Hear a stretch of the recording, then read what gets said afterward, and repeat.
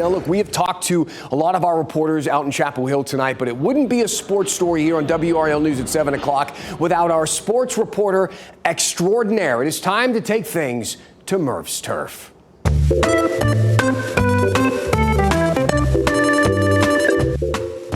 All right, Brian Murphy and Murph's Turf live and on the road tonight. So, Murph, none of this is happening by accident in Chapel Hill. The university, the state, the taxpayers have all invested big money into this program being a success. So let's talk about that. Let's talk about money and the goal here that goes beyond just having a winning program at UNC.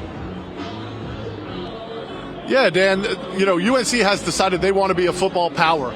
And that goes to the hiring of Bill Belichick. It goes to the Chapel Thrill, all the festivities you've seen. It goes to, the highest paid GM in the sport, a new nutrition staff, a new strength and conditioning staff. And this is all about positioning themselves for the next era of college athletics. That's both revenue sharing and the looming conference realignment that's likely to come by the end of the decade, where Carolina certainly wants to get into the SEC or the Big Ten if that's a possibility. All right, we know it's a packed house. We see it filling up behind you right now, but there is one kind of interesting storyline here. There's going to be a familiar face that won't be inside the stadium tonight.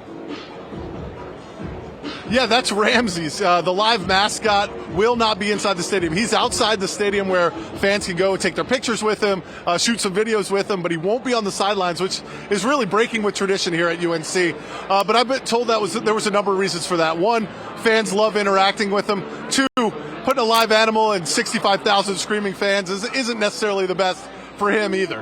Yeah, Ramses is probably appreciating that tonight, watching the game, maybe on TV outside the stadium. All right, lastly, look, give me your take here, Murph. You have covered this program before. You are embedded in all things sports here in the Triangle.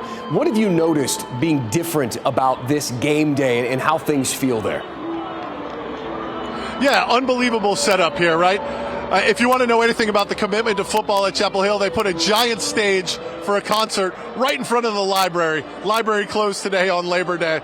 But all of it, all of the actions that they've taken to get the Chapel Thrill thing set up, to find more seats in this place, more premium seating.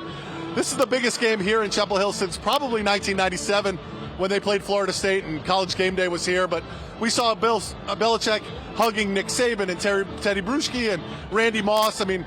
Mia Hamm's here, Julius Peppers, Lawrence Taylor, Michael Jordan is supposed to be in the stadium for this game.